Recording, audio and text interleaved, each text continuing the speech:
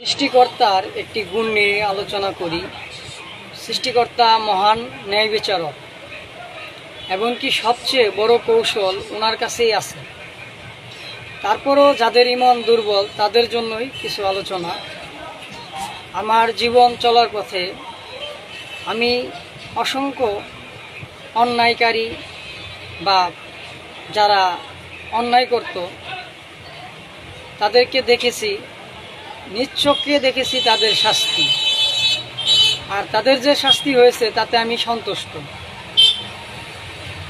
তো সৃষ্টিকর্তা উনি নমরুদ, ফেরাউন, অসংখ্য জাতিকে শাস্তি দিয়েছেন এই পৃথিবীতেই।